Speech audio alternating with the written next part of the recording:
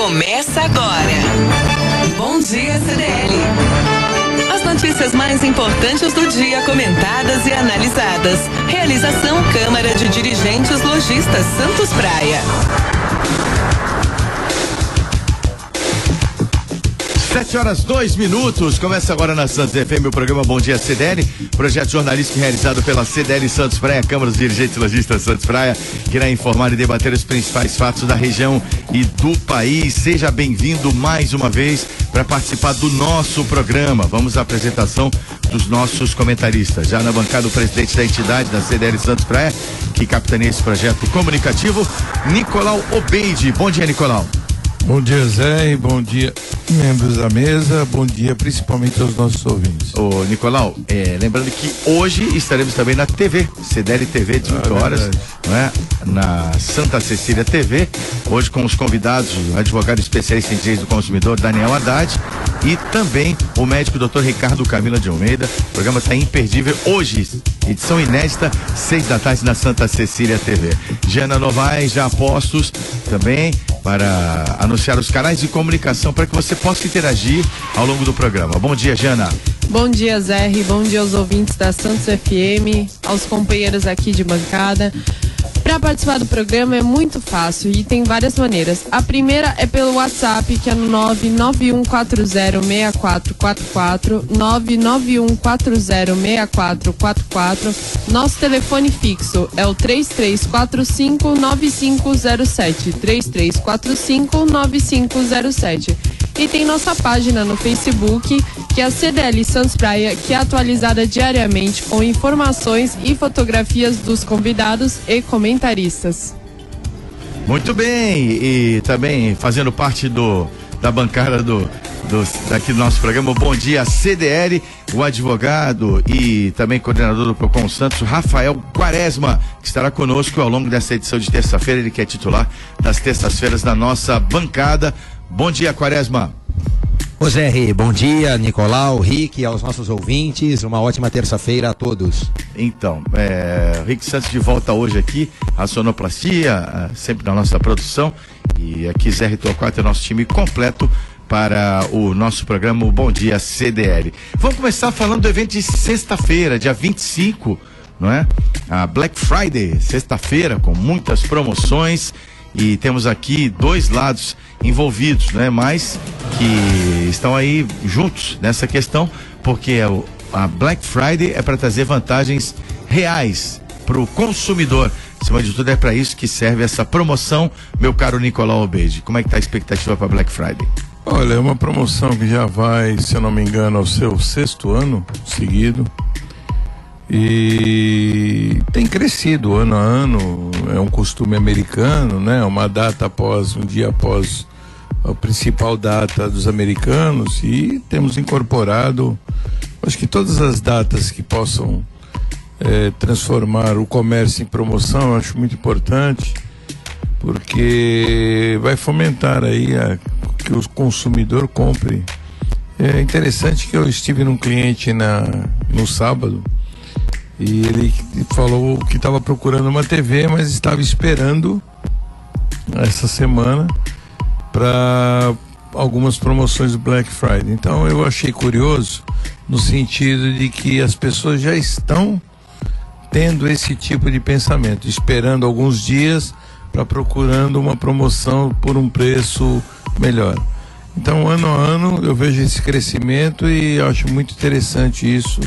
Se torne um costume no Brasil também é muito importante. Então, e aí, Procon mobilizado mais uma vez, né, Rafael Quaresma, que saia tudo como deva ser. Zé, eu acho que é o dia que a gente mais trabalha, viu? A gente já trabalha bastante todos os dias, mas a última sexta de novembro, já que a data não é fixa, ela na verdade segue a sequência do feriado norte-americano lá de Ação de Graças, não é? Como é que é? Thanksgiving. Isso aí, eu ia falar Thanks God, né? Thanksgiving. Thanks God é todo dia. Exatamente, é isso aí. Thanksgiving. E, na verdade, Zé, a gente tem aquela mania de copiar as ideias estrangeiras, sobretudo as americanas, não é? É importante que se copie na essência também, não é? Quer dizer, a Black Friday, como ela é idealizada lá por conta desse feriado, a ideia indiscutível, inequívoca é de desovar lá o estoque, né? Quer dizer, de queimar tudo aquilo que sobrou, tudo aquilo que não foi vendido na data antecedente. Então, de fato, os descontos eles são bem agressivos e eles permitem uma boa compra por parte do consumidor. O Nicolau falou desde 2010 aqui no Brasil, eu acho que é por aí mesmo, eu sei que de forma mais incisiva a cada ano, e desde 2012 a coisa vem se acentuando. Eu estou no Procon desde janeiro de 2013 e nestes 3 anos, agora no quarto, né, 2013, 14, 15 e agora em 2016, a gente vem mapeando, planilhando e acompanhando como a Black Friday se desenvolve. É indiscutível a criatividade dos fornecedores, de um modo geral, e aí mérito para os comerciantes, né, que fazem realmente com que o psicológico do consumidor trabalhe muito. O Nicolau falou do aspecto relacionado às promoções, ofertas, e que o consumidor realmente acredita, e acredita sinceramente na possibilidade de aquisição ou de celebração de bons negócios. O que nós fizemos? Já fizemos isso no ano passado, mas acentuamos nesse ano. Planilhamos mais de 250 itens em lojas físicas, na medida em que a Fundação Procon do Estado de São Paulo fica encarregada da verificação e do monitoramento dos sites. Então, comércio eletrônico, geralmente eles fazem lá um plantão de 24 horas, a partir da meia-noite de sexta até o final do dia, né? Até as 11h59 de sexta-feira também. A Fundação Procon no Estado é que monitora as compras eletrônicas, que tradicionalmente são as que têm dado mais problema, mais trabalho, mais dúvidas aí por parte do consumidor. Com um ponto aqui especial, Zé, para o grupo econômico formado pela Americanas.com, Casas Bahia, etc., né, da B2W, que teve uma explosão, digamos assim, de reclamações, isso sem falar em Black Friday. Porém, todas as, não vou dizer todas, mas mais de 90% dos acionamentos feitos via Procon, houve solução ao consumidor. Nesse aspecto da Black Friday, é importante que o consumidor analise, lógico, o Procon faz aqui presta um auxílio ao consumidor, mas ele não substitui o consumidor. É importante que o consumidor interessado na aquisição de determinado produto já esteja familiarizado com o preço médio praticado, com as características do produto, para ter a certeza de que vai fazer um bom negócio. O que nós temos visto e o que vem acontecendo, diferentemente, já que falamos dos Estados Unidos, diferentemente da Black Friday lá, aqui eles fazem algo setorizado. Então, por exemplo, as Casas Bahia participam da Black Friday, mas não todo o estabelecimento. O Extra participa da Black Friday, mas não com todos os itens. E isso muitas vezes causa dúvidas ao consumidor. Então é importante que o consumidor tenha essa atenção, veja a identidade visual, a comunicação visual da loja, porque produtos na Black Friday estão etiquetados, estão com o selo, enfim, e com isso o consumidor terá a certeza de que poderá fazer um bom negócio. Bom, ainda falando da Black Friday, Nicolau,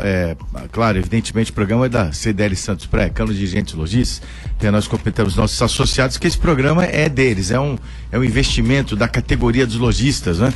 Dada a importância do comércio como fonte geradora de emprego e renda na região, geradora de impostos e tudo mais. Do ponto de vista do comerciante, em que nível são vantajosas essas promoções?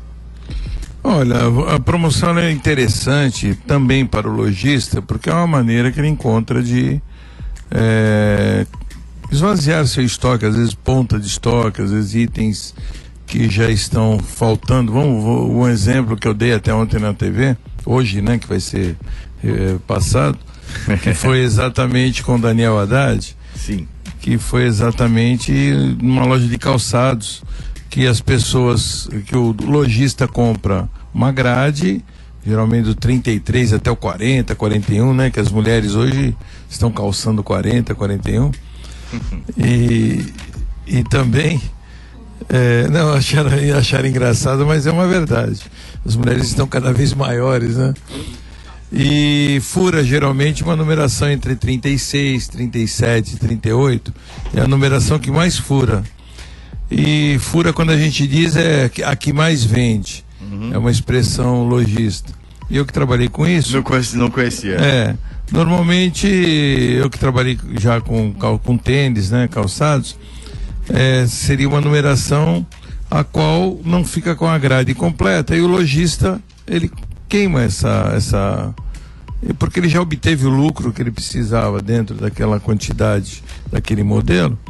e ele coloca preço de custo, ele retorna o dinheiro, ou às vezes até abaixo do preço de custo, porque ele retorna o dinheiro ao seu estoque e com esse dinheiro ele pode comprar produtos novos lançamentos de novos modelos. Então, é uma forma que o lojista também encontra. É uma data muito importante. Eu só queria deixar atento aqui, porque o Black Friday tradicionalmente é conhecido pela sexta-feira, né, como o nome bem diz. Mas já tem informações que já muitas empresas já começaram com produtos em promoção nessa semana. Então fiquem atentos, porque não precisa esperar na sexta-feira, já podem procurar porque já estão, a promoção já está aí valendo. Divulgação não falta neste sentido, né? Agora vamos saber como é que está a movimentação, para que você se desloque daqui a pouquinho, no nosso programa aqui, o Bom Dia CDL. Bom, o Ministério Público entra com ação civil contra a Embraporte por jornadas excessivas. Segundo o Ministério Público, ao longo de 2014 e 2015, foram registradas cerca de 2.300 ocasiões de turnos com o Ministério Público do Trabalho. Cerca de 2.300 ocasiões de turnos com mais de 10 horas de trabalho dos funcionários e mais de 500 registros sem intervalo mínimo de descanso entre as jornadas. A ação é de responsabilidade do Procurador do Trabalho, Marco Aurélio Estreaioto Alves. Na ação, o Ministério Público do Trabalho pede 10 milhões em danos morais coletivos e a empresa será proibida de prorrogar a jornada além do limite de 2 horas diárias. Outra reivindicação é que a Embraporte conceda intervalo mínimo entre cada jornada e descanso semanal remunerado de 24 horas. A empresa afirma que ainda não recebe a notificação e por isso não se manifestará sobre o assunto, a questão capital trabalho, mais uma vez criando embate no Porto de Santos. Olha, eu vi esse assunto na pauta, é um assunto que eu até lamento ter que comentar, porque aonde a reforma da CLT eu entendo dessa forma, eu sei que vai ter muita gente que me ouve e vai ser contrário ao que eu estou falando, mas aonde a reforma da CLT tem que existir. É inconcebível esse tipo de ação, o Ministério Público do Trabalho entrar com uma ação contra uma empresa que está gerando emprego, produzindo. Os trabalhadores provavelmente estão trabalhando num horário, ou se estão fazendo um horário extra, estão ganhando por isso. Eles só querem limitar 2 horas extras. E, sabe, não vejo mais sentido, já não cabe mais isso dentro do nosso país. No nosso país já não pode mais ter isso. Nós estamos vivendo num momento em que o trabalho, já visto aí, veja o Japão pós-guerra, nos anos 70, nos anos 60, nos anos 50, a recuperação que o país teve. Hoje o Japão é um exemplo de país, né, no mundo. Os Estados Unidos mesmo, a pessoa trabalha o quanto quer, ninguém é obrigado a trabalhar, ninguém é ameaçado. Se nós tivéssemos a notícia, houve demissão porque o funcionário não quis cumprir a jornada de trabalho, tudo bem, eu até acharia louvável. Agora, entrar com uma ação porque o Ministério Público porque acha que a jornada está excessiva, desculpe.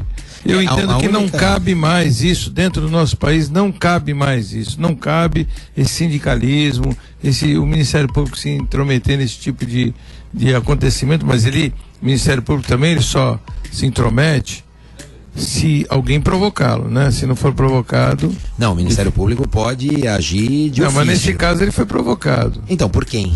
Ele foi provocado pelos trabalhadores? Porque se os próprios trabalhadores estão reclamando... Não foi trabalhadores, não. Ele foi provocado, se não me engano, pelo sindicato. Sim. Então, eu entendo que não cabe. Vão existir trabalhadores que vão defender? Bom, mas defender no que sentido? De levar vantagem, que eu não consigo...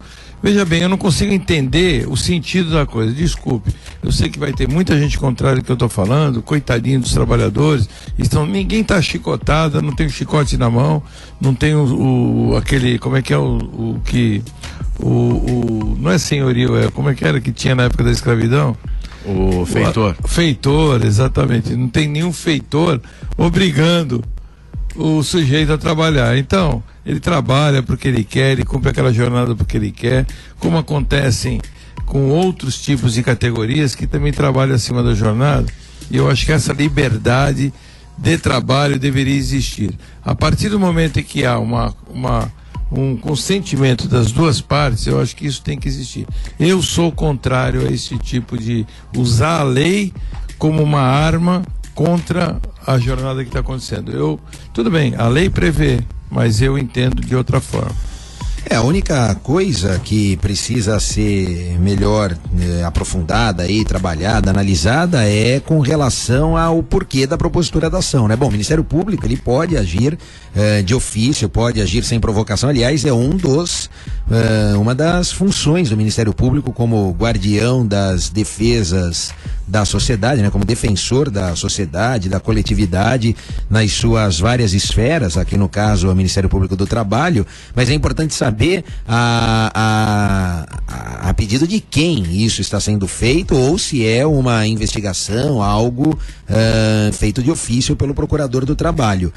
Porque se for mesmo através de provocação, seja do sindicato, enfim, talvez os trabalhadores não estejam tão satisfeitos assim, ou não estejam contentes com isso. Eu, particularmente, também faço uma leitura um pouco diferente dessa situação. Em tempos de crise, de aperto nas contas, né, de arroxo econômico, de escassez de recurso, penso que quanto mais a pessoa puder receber renda, melhor, né? Quer dizer, quanto mais ela trabalhar e mais ela ganhar, melhor. Agora, tem um problema, Nicolau, nesse aspecto, que é a natureza do direito do trabalho, não é? Como um direito social que ele é cheio de amarras, de entraves, na verdade, de um protecionismo talvez exacerbado. Quando a gente fala dessa flexibilização da CLT, o que a gente está pregando aqui, ponderando, na verdade, é uma maior autonomia entre as partes, coisa que a gente sabe que não existe nas relações de trabalho, né? Você, como comerciante, inclusive, não sei se já passou por isso, mas com certeza conhece pessoas, amigos seus, comerciantes, enfim, que certamente já passaram de celebrarem acordo com o funcionário, com o trabalhador. Isso é recorrente. E depois o que acontece na justiça? 10 horas de trabalho, questionando 10 horas de trabalho de um funcionário. No comércio, 12 horas é jornada normal. Não, eu também acho. A única coisa aqui é que, como houve ação, qual a legitimidade disso? A defesa do interesse de quem, afinal? Dos trabalhadores, o sindicato movido pelos trabalhadores, enfim. Agora, quando você fala de se pregar essa possibilidade de acordo entre as partes, a gente precisava aqui preencher o requisito da autonomia da vontade, que é esvaziado na relação de trabalho. Aliás, como é lá na relação de consumo, porque o direito do trabalho e o direito do consumidor, eu sempre brinco e digo, mas é verdade isso, né? Quer dizer, eles são filhos da mesma mãe, eles têm como ponto de partida aí o direito social, toda aquela proteção do Estado. E aí o que acontece muitas vezes? Quando o empregador, né, quando o patrão tenta esse acordo com a parte, ele sabe que isso fica sujeito a uma análise, a um reexame por parte da Justiça do Trabalho, e esses acordos feitos lá não têm validade. Então aí que eu te dizia, certamente você conhece alguém nessa situação, quer dizer, de empregadores, comerciantes que celebraram um determinado acordo com o funcionário e depois pagaram de novo. O que a gente percebe, Rafael, é que na verdade eles não querem perder o controle, os sindicatos não querem perder o controle, porque a partir do momento que ficar celebrado acordos entre patrões e empregados, a função do sindicato se torna nula. Então eles não querem perder esse tipo de controle, eles querem controlar o grande todo num sentido de protecionismo, como se estivesse protegendo, que na realidade, no meu entender, eles não estão protegendo, eles estão prejudicando o funcionário nesse sentido, porque eles estão aumentando os custos da empresa, querendo fazer com que a empresa contrate mais mão de obra, né, indiretamente, sendo que a nossa carga tributária é muito grande, e a empresa fazendo isso aumenta os seus custos, consequentemente acaba tendo mais gastos. A relativização dessas regras talvez seria uma solução, porque veja, a gente também não pode sair, penso eu, do 8 para o 8 mil, né? Quer dizer, o sindicato atrapalha. Bom, em determinadas Faz tempo, hein, que o sindicato atrapalha, então, em determinadas categorias, eu não tenho dúvida de que atrapalha. Agora, talvez para categorias pontuais, específicas, seja necessário e haja necessidade mesmo de um terceiro, de alguém aí fazendo essa ponte entre empregador e empregado. empregado.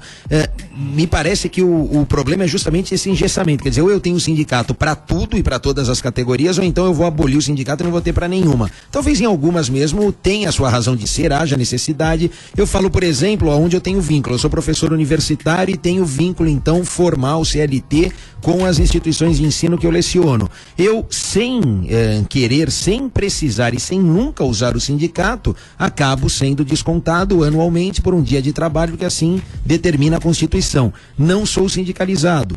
E eu não sinto falta disso. Agora, quer dizer, talvez nesse cenário de professor universitário, realmente essa proteção ou essa intervenção não seja necessária. Tem que ser opcional, você não acha? Em outros segmentos, é interessante que não seja necessário, porque se a gente soltar a mão, Nicolau, perder a mão também, a gente não pode esquecer que há maus patrões, como há maus tudo aqui, quer dizer, há maus empregadores, pode ser que haja exploração, exato. Então, assim, é difícil encontrar esse ponto de equilíbrio, a linha é muito tênue. E agora, é importante analisar. Eu aproveito, CR, tem tempo, rapidinho ou não? Sim. Só para dizer, a gente fala, né, dessa questão das horas extras e, enfim, talvez até de um desestímulo em relação a isso. A gente não pode esquecer como essas relações de trabalho vêm evoluindo.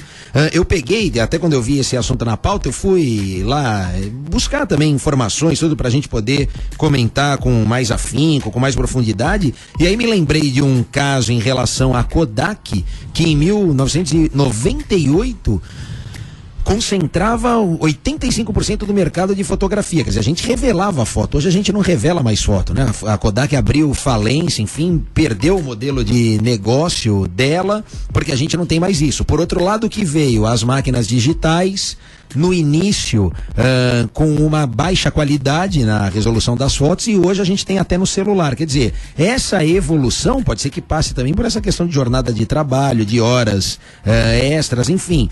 Então a gente precisa estar atento a isso. Quer dizer, às vezes quando se pensa que está protegendo, pode na verdade se estar prejudicando, né? Não sei se é isso, mas fica aqui a reflexão também para que o ouvinte tire as suas próprias conclusões. É recorrente a reclamação que eu tenho das lojas, que geralmente é em março, onde tem o desconto do sindicato do comércio, dos empregados do comércio, em relação a um dia de trabalho.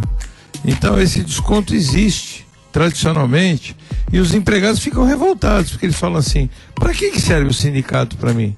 Não serve para nada para eles, não tem defesa nenhuma, não existe nada, porque qualquer dívida, qualquer problema que eles têm que procurar o Ministério do Trabalho e não o sindicato. Então, mas há dúvidas quanto eles têm que pagar o papel dos sindicatos, mas tem sindicatos bem atuantes, Nicolau, que realmente sentem um peso de negociação.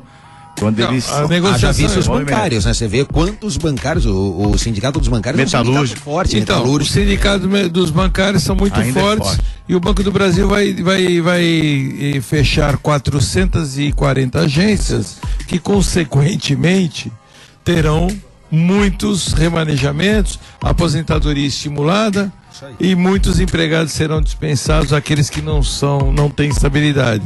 Então isso faz com que os bancos cada vez mais invistam na informatização, para que precisem cada vez menos de funcionários. Então, é relativa essa força do sindicato, viu, Rafael? É muito relativa. O bem nem sempre faz dessa forma, porque uma das coisas, só para encerrar, uma das coisas que nós temos que ter claramente nesse país, que não existe confronto patrão-empregado, muito pelo contrário, isso é um casamento. O patrão precisa do empregado, o empregado precisa do patrão. Esse casamento e essa consciência é que tem que existir na cabeça do trabalhador. 7h26, vamos aí para os nossos apoiadores culturais no programa Bom Dia CDL. O programa para e volta já. 7h26. Você está ouvindo Bom Dia CDL. Realização Câmara de Dirigentes Lojistas Santos Praia. De volta no Bom Dia CDL, programa da Câmara de Dirigentes Lojistas Santos Praia. Agora é 7h27, vamos ao vivo até às 8 da manhã. Nosso programa vai ao ar aqui na Santos FM 92.5, de segunda a sexta-feira, justamente nesse horário, 7 às 8 da manhã, ao vivo. Na bancada, os comentaristas Rafael Quaresma e Nicolau Obeide. E você que está nos ouvindo pode participar do nosso programa, sem dúvida, pelos nossos inúmeros canais de comunicação. Balsas e Estradas. Zé, os nossos canais pelo WhatsApp é no 991406444, 991406444. Nosso telefone fixo é o 3345-9507, 3345-9507. A nossa página no Facebook é a CDL Santos Praia, que logo será atualizada com informações dos comentaristas e a foto do dia. E também agradecer a audiência de sempre do Álvaro de Lima e do Armando Barreto, que está desejando um bom dia a todos. Muito obrigado a ambos, muito obrigado. E inclusive quem está na Balsa e na Estrada também pode participar pelos canais que a Jana disse. Agora vamos lá, Rick Santos. Balsas e Estradas. Travessia Santos Guarujá, 6 balsas em operação, tempo de espera de 15 minutos em ambos os sentidos. Travessia Guarujá Bertioga, uma balsa em operação, tempo de espera de 30 minutos em ambos os lados. Travessia São Sebastião e Ilhabela, 3 balsas em operação, tempo de espera de 30 minutos nos 2 sentidos. O sistema Anchieta Imigrantes agora operando no sistema 5x3, né? A operação 5x3. Via Anchieta sentido capital do quilômetro 13, devido ao excesso de veículos com lentidão. A pista norte da Anchieta está bloqueada, justamente a pista de subida, para inversão de direção. Imigrantes sentido São Paulo, tráfego lento, também do quilômetro 17 ao 14, devido ao excesso de veículos. As demais estradas do sistema Anchieta Imigrantes com tráfego normal. Bom, vamos aí os destaques do noticiário nacional. O ministro do STF, Barroso, cita, abafa e critica a corrupção seletiva. O ministro Barroso, meu caro Nicolau Obeide, ele falou que existe um coro muito grande para abafar a operação Lava Jato, tanto dentro quanto fora do âmbito do judiciário, não é? Também aqueles que são apoiadores daqueles... Existe sim. Será? É verdade. Eu acho que não. Isso é óbvio, né? Isso é uma coisa tão óbvia. Ontem soltaram na TV uma gravação, inclusive de celular, do Sérgio Moro junto com a defesa do Lula, né? Com o advogado de defesa do Lula, uma pequena discussão. Eu achei até a postura do Sérgio Moro muito bem educada e muito equilibrada. Muito equilibrado. E o advogado do Lula desacatando o juiz e dizendo que ele estava sendo promotor, não juiz, né? Ali tá que nem o caso do advogado que briga com o juiz para que o juiz se torne suspeito e não possa mais participar de nenhum processo. Exatamente. Né? Então, no fundo é o que eles querem realmente. Ele teve toda a cautela e a paciência necessária. Essa gravação, uma gravação totalmente irregular, né? Uma gravação... A gravação, ela não é irregular na medida em que um dos interlocutores faz a gravação. Então, a própria lei da interceptação telefônica da escuta permite a um dos interlocutores que grave sem que o outro saiba, não é? Então, eu tenho uma conversa contigo, eu gravo essa conversa sem que você necessariamente seja avisado ou fique sabendo, porque eu participo da conversa. O que eu não posso é gravar a sua conversa com o Rick, por exemplo, aí eu preciso de autorização judicial, ou então a gente está diante do grampo. Isso me surpreende, por exemplo, eu sou um dos interlocutores, eu posso gravar e divulgar essa conversa? Mas a audiência não era uma audiência pública, secreta. Não, que eu saiba, não há nesse caso, ou nessa fase, e aí é um achismo, porque eu não tenho conhecimento dos autos, obviamente, mas... Você ouviu a gravação? Ouvi a gravação, eu ouvi, mostra até a foto do Sérgio Moro, e aí do advogado é só caricatura, porque não tem a imagem dele. Mas, Ele depois dá uma entrevista dizendo que... O advogado. O advogado dá uma entrevista dizendo que o Sérgio Moro estava fazendo o papel do promotor de... O que ele falou ali, o Sérgio Moro, na gravação... De acusação. Então, eu entendo que ele queria dar oportunidade, pelo que eu vi, ele queria dar oportunidade, que o momento da palavra era do promotor, do Ministério Público, e o advogado estava tentando tumultuar. E ele falou por várias e várias vezes: o senhor está querendo tumultuar. Eu entendo que dessa é uma maneira que eles estão encontrando do inevitável acontecer.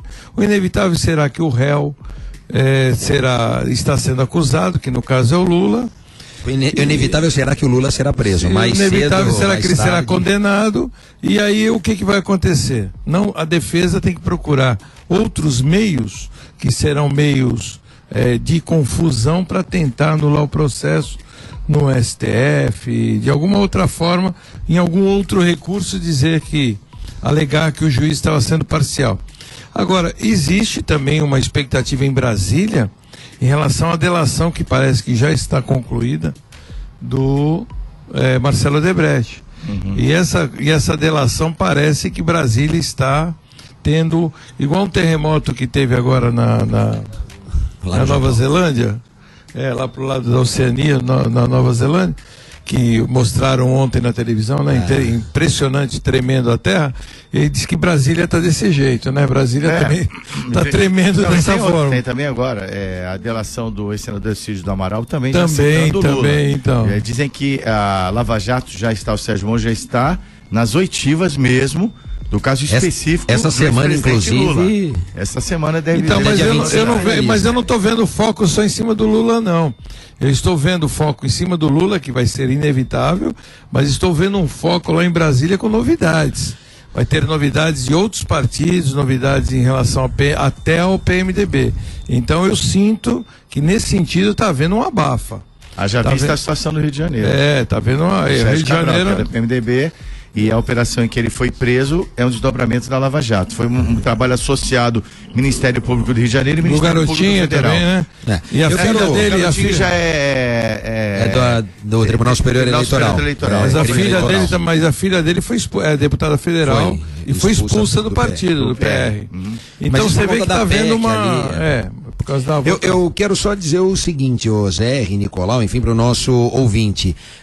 E aí, como advogado que sou, fico bastante à vontade para comentar, não é? Porque os meus colegas advogados que patrocinam essa defesa, os caras fazem, não é nem do limão uma limonada, mas verdadeiramente a múcia ali, né? Porque até pedido de prisão do Sérgio Moro eles idealizaram, impetraram. Fantasiaram. Fantasiaram, exatamente. Eu gosto muito, porque aí, pelo contraditório, pela ampla defesa, aí então, para ouvir o Sérgio Moro, ele simplesmente fala, não, eu nem vou me manifestar, porque a coisa é tão absurda, é tão esdrúxula, beira o ridículo, que ele simplesmente ignora. Eu acho isso de uma perspicácia dele fantástica. E com relação ao episódio de ontem, não é? Dessa ideia de abafa, etc., isso me incomoda um pouco. Quer dizer, é claro que o advogado de defesa, além de defender o cliente, sobretudo ele precisa garantir as prerrogativas que o processo regular e validamente deve ter, né? Então, prerrogativas constitucionais, direito ao contraditório, ampla defesa, licitude da prova e por aí vai.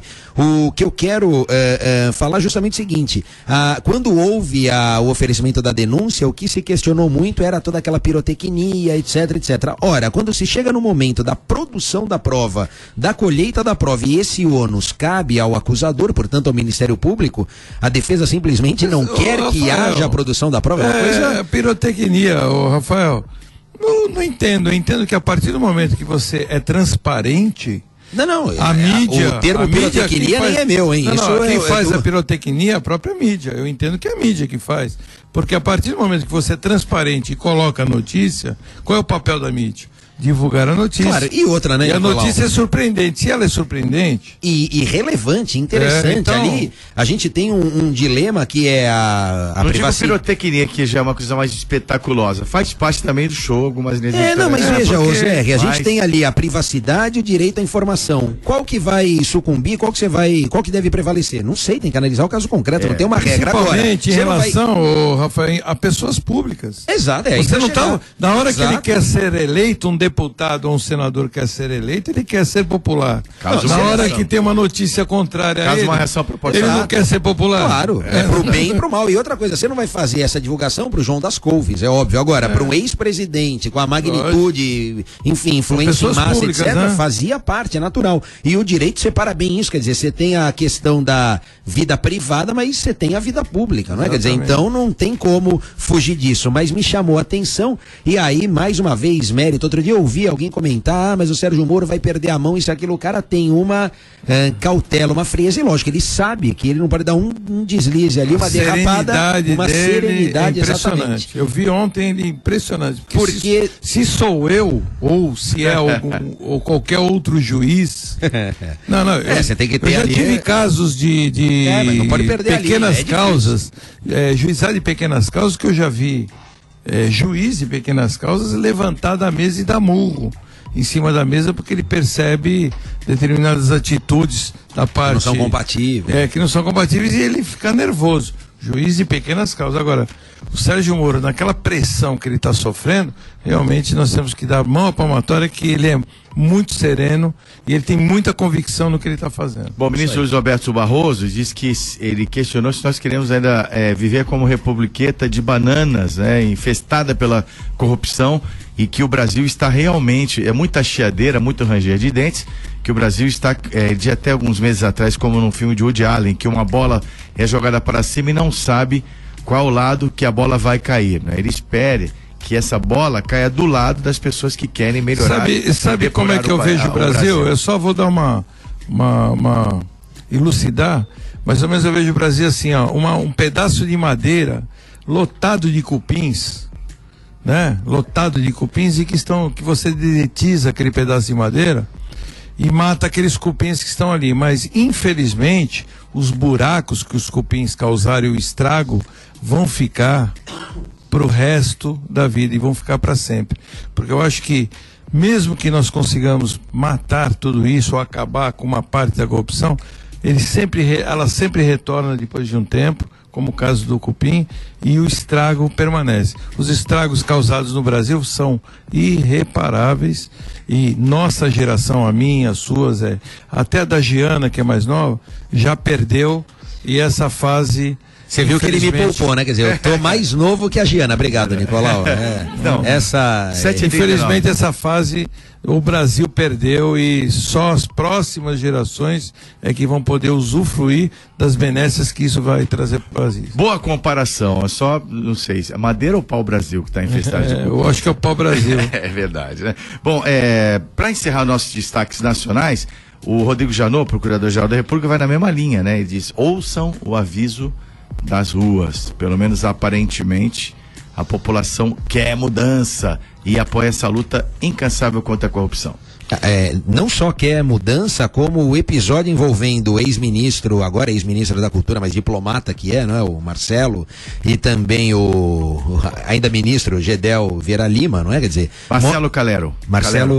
Eu não lembrava o sobrenome, sabia do prenome. Justamente mostra como pode ser a nova política, né? E como pode ser a boa política. Quer dizer, ele simplesmente trouxe à tona aquilo que a gente sabe que nos bastidores corre as escâncaras ali. Quer dizer, é uma coisa surreal. E ele simplesmente jogou no ventilador para que todos tenham a exata noção do que é e como funciona bastidor da política, né? Os bastidores ali de Brasília. Quer dizer, não tem nada, mas ontem por unanimidade decidiram abrir. Tudo bem que é um órgão que não tem poder correicional e não tem poder, muito menos demissional. Essa função compete ao presidente da República, mas o desgaste ali está feito, e um desgaste natural por conta de uma intervenção que me causa repulsa. Você justamente. Tá falando do Gedel? Tô falando do Gedel Vieira Lima, não é? Do caso lá do apartamento. Eu vou te falar uma coisa. Justamente em relação a essa promiscuidade de público e privado ali. Quer dizer, eu estudei esse caso, viu, Rafael? E assim, eu acho que ele foi um pouco infeliz. Ele foi infeliz.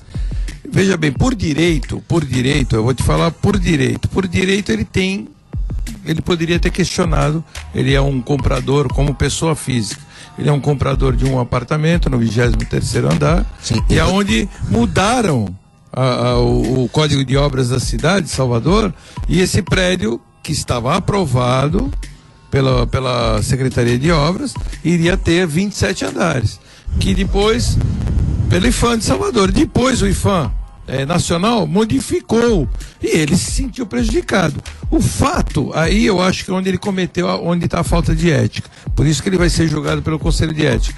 O fato do direito, ele deveria ter empreitado uma ação civil pública, uma ação por direito dele, e não ter usado ou ter ido falar com o Marcelo ministro Calheiro, ministro da Cultura para questionar.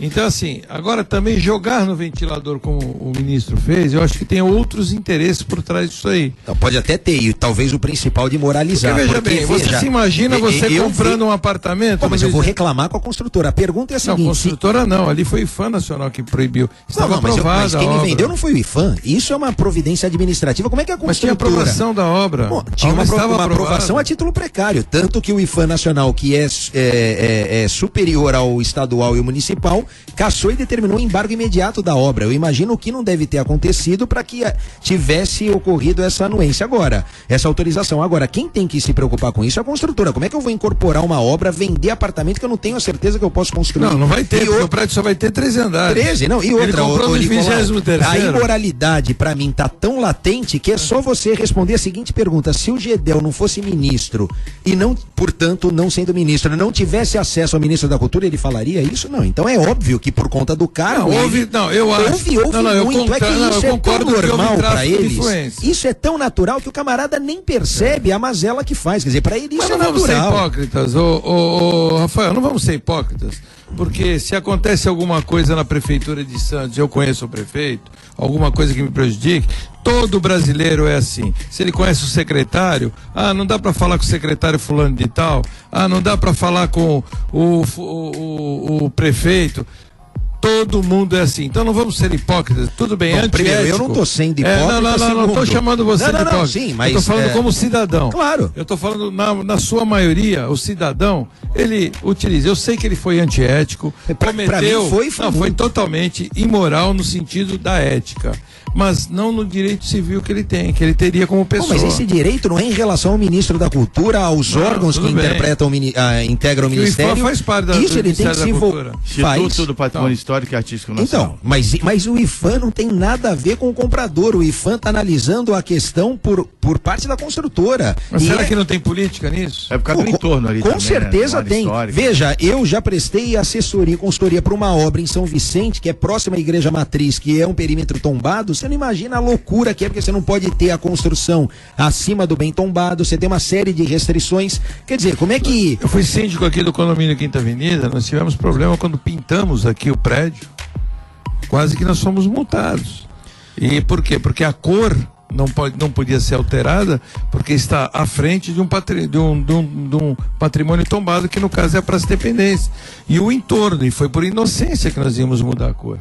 Então você vê, inocência no sentido de desconhecimento da lei. E acontece esse tipo de problemas. Sem dúvida, mas não com uma construtora do porte daquela. Ela tinha aprovação do IPHAN. Não, ela tinha, mas não era suficiente. Tanto que o IPHAN Nacional reviu essa concessão. Não, eu não estou discordando de você, eu só simplesmente estou usando os argumentos. Só uma coisa com relação à eventual hipocrisia, a questão é a seguinte: a gente tem que deixar bem separado a questão da hipocrisia da questão do jeitinho também, porque esse é o problema, porque conheço, porque isso, que é aquilo. Uma coisa é conhecer, outra coisa é o tal do jeitinho, porque o jeitinho é o que planta a corrupção também. Eu nesse ponto, eu fico muito à vontade para dizer, porque infelizmente eu faço as minhas artes no trânsito, sou penalizado e nem por isso a CET não me multa, né? Aliás, como multa a mim, multa você, o Zé e todos aqueles que cometem eventual infração. Então, é fácil. Se eu não quero ser multado, é só eu não praticar nenhuma infração, nenhuma falta quanto a isso. 7h45, foi por unanimidade que o Conselho de Ética vai abrir esse processo contra o ministro da Secretaria de Governo, Gedel Vieira de Lima, e caso ele seja absolvido, né, ele vai ter que falar com outra pessoa agora, provavelmente com o Roberto Freire, que é o novo ministro da Cultura. Bom, antes de a gente fazer aquela pausa para seguir em frente com o Bom Dia CDL, quero falar da Home Life, assistência técnica, assistência domiciliar para você, com profissionais de várias áreas, né? Médicos, enfermeiros, psicólogos, fonoaudiólogos, tem toda a gama de cuidados para você cuidar daquele seu ente querido que está doente e acaba adoecendo a família como um todo. Hoje é bem acessível, aí via até planos de saúde, você pode utilizar um serviço de home care que a Home Life presta com muita qualidade há 10 anos no mercado, tanto aqui em Santos, na região de Ribeirão Preto e na Grande São Paulo. Você pode ligar lá para Home Life para conhecer mais que esse atendimento pode te proporcionar. O telefone da Home Life é o 3202-6440. Acesse Bom Dia CDL, para um pouquinho, voltamos já já. Você está ouvindo Bom Dia CDL. Realização Câmara de Dirigentes Lojistas Santos Praia. 7h48, é o Bom Dia CDL, programa jornalístico da CDL Santos Praia, Câmara de Dirigentes Lojistas Santos Praia, de segunda a sexta-feira, das 7 às 8 da manhã, ao vivo, aqui na Santos FM 92.5. Vou falar um pouquinho de política local. Só lembro que temos na bancada os comentaristas Rafael Quaresma, advogado coordenador do Procon Santos, e o presidente da CDL Santos Praia e empresário Nicolau Obeide, complementando a nossa equipe, a Giana Novaes, que vai falar conosco mais uma vez, convidando você a interagir conosco nesse programa. Zé, nossas redes é o seguinte: WhatsApp é no 991406444, 991406444, nosso telefone fixo 3345-9507, 3345-9507. E a nossa página no Facebook é a CDL Santos Praia, que já está atualizada com fotos do programa e informações dos comentaristas. Muito obrigado, Giana Novaes, e você participe conosco aqui do Bom Dia CDL.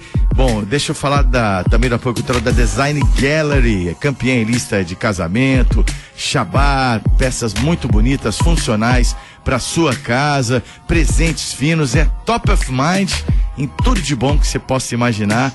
A Design Gallery tem 6 títulos como a loja mais lembrada, uma das lojas mais queridas aqui da região, dado atendimento à variedade de peças bonitas que você encontra lá, peças de design mesmo e muito mais na Design Gallery. Tem 2 endereços, Marechal Deodoro 98 no Gonzaga em Santos, Azevedo Sodré número 3. Você pode ligar 3284-4244. Política local, agora é o foco dos vereadores de partidos distintos usar adjetivos como subserviente, subalterno e submisso para mostrar que a próxima legislatura da Câmara não rezará pela cartilha do Executivo, como eles dizem vir ocorrendo. As declarações foram em um programa de entrevista na internet e foram pronunciadas pela ex-prefeita Thelma de Souza e o futuro ex-líder do PSDB, Sadal Nakai. As declarações se juntam a um cenário já posto de oposição com a definição da nova mesa diretora do Legislativo, que terá Dilson Júnior, atual PTB e ex-PT, como provável presidente. Já se fechou a questão, 14 vereadores já anunciaram publicamente que vão assinar essa chapa encabeçada pelo vereador Adilson Júnior. A previsão da oposição não será surpresa, já que vários dos vereadores eleitos colocam na conta a queda significativa de votos obtidos na eleição de outubro passado, ao fato de terem se desgastado ao apoiar enfaticamente projetos do governo municipal. Lembrando que nessa chapa não está só a Thelma, está outro vereador do PT também, o Chico de Sataporte. Isso aí, eu acho isso balela, né? Porque chega na hora do... Eu entendo que deveria existir oposição àquilo que é contrário aos interesses da população e deva existir favorecimento ao governo, no caso o prefeito Paulo Alexandre, àquilo que é bom para a população.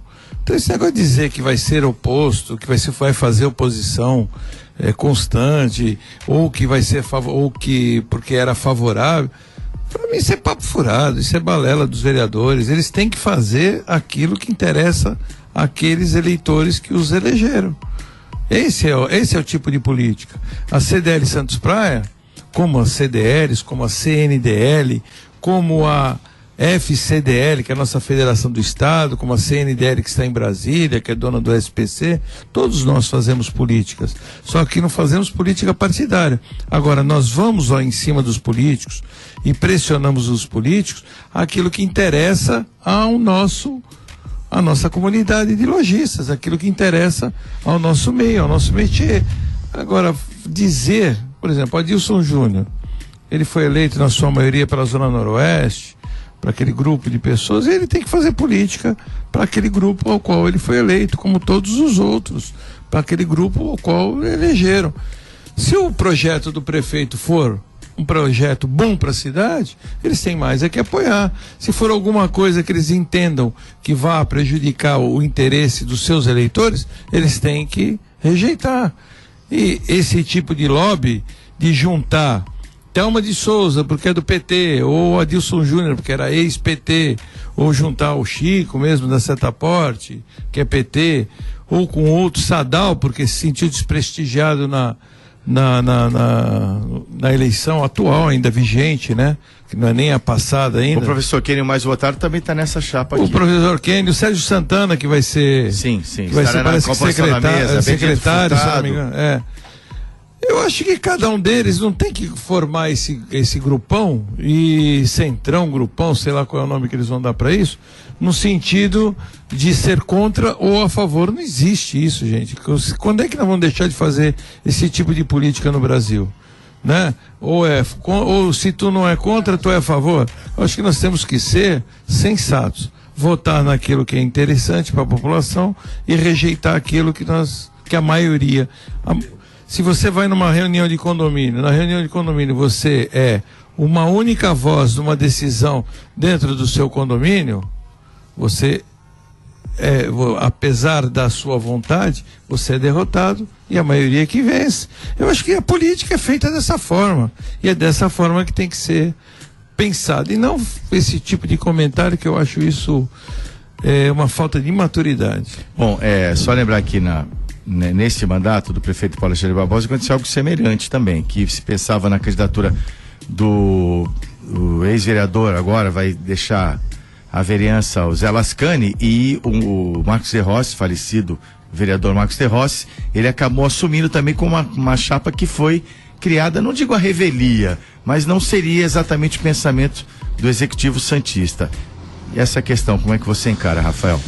Eu acho que novamente o binômio dos interesses públicos e privados é o que deve nortear, né? Quer dizer, eu devo pautar sempre a minha ação e a minha escolha como gestor ou administrador ou representante da população com mandato que tenho, né? No caso dos vereadores, pelo interesse público. Então essa distinção, essa separação é que se faz importante, não é? Preciso pautar as minhas escolhas e pautar as minhas ações pelo interesse da coletividade, pelo interesse público, não pelo interesse particular. E com relação à existência de oposição, me parece que isso inclusive não só é salutar, como é bem visto também pela própria administração, porque é importante esse contraponto na medida em que dessa maneira se tem uma maior lisura ou legitimidade em todas as ações, né? Quer dizer, não tem oposição que faz a fiscalização, e isso é sadio, salutar para os órgãos constituídos e também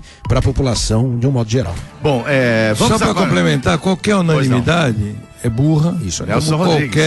Exatamente, como qualquer consenso também é burro. Então eu acho que tem que ser essa a ideia.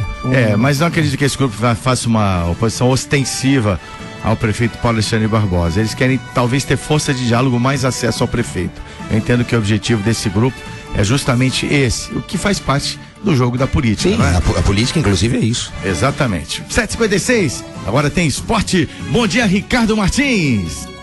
Opa, legal, bom dia, grande abraço a vocês, aos nossos comentaristas, ao ouvinte ligado na Rádio Santos. Bora falar de Campeonato Brasileiro. Estive ontem trabalhando lá na Arena Movediça. Oh, meu Deus do céu, não é Arena Movediça, não. É Giovanni Augusto Arena. Não, também não é não. Lá no Itaquerão, viu, Zé? Rio Corinthians, com um pênalti bem mandrake, que só o árbitro viu, venceu o Internacional de Porto Alegre pelo placar de 1-0, e com esse resultado o Corinthians ainda continua lutando por uma vaga à pré-Libertadores. Do outro lado, o Internacional, cada rodada que vai passando, vai ficando mais próximo da Série B do Campeonato Brasileiro. O time gaúcho está a 3 pontos do primeiro, fora da zona de rebaixamento, que é o Vitória da Bahia. E na próxima rodada, 2 para terminar o Campeonato Internacional, pode realmente ser rebaixado para a segunda divisão do Campeonato Brasileiro. Já está o 4º treinador da temporada, é o Lisca, que está dirigindo agora o time gaúcho, que reclamou demais ontem, e com razão, né, Carinho? Não, realmente, olha,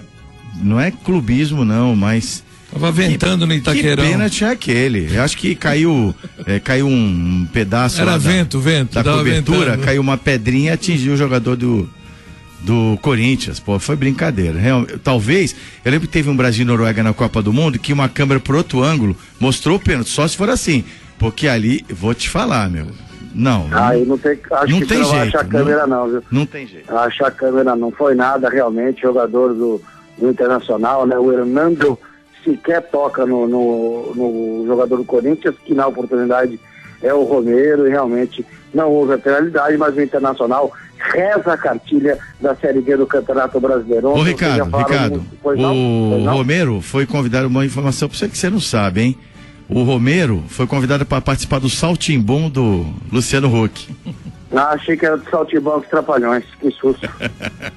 Agora é o seguinte, né, Zé? Vocês falaram muito ontem aí do Campeonato Brasileiro, né? Que o Palmeiras precisa de mais um pontinho para ser campeão. Na verdade, não precisa, de repente, nem somar mais pontos, né? Se tivemos um empate no domingo entre Flamengo e Santos, que jogam no Maracanã, o Palmeiras já será o campeão. Verdão, que joga em seu estádio, também no domingo às 5 da tarde, contra a Chapecoense. Lembrando que o São Paulo Futebol Clube, com o resultado... Alô, torcedor do São Paulo, agradeça ao Corinthians, hein? Com o resultado do Corinthians ontem, o São Paulo matematicamente está livre do rebaixamento para a Série B do Campeonato Brasileiro. São Paulo que só cumpre tabela até o final do campeonato. O Corinthians joga no sábado, de novo lá na Arena Movediça, contra agora o Atlético Paranaense, uma briga direta por uma vaga a pré-Libertadores. Lembrando que esse meio de semana, reservado à Copa do Brasil e a Copa Sul-Americana. Amanhã, 9h45 da noite no Mineirão, jogo de ida da final da Copa do Brasil, o Atlético Mineiro recebe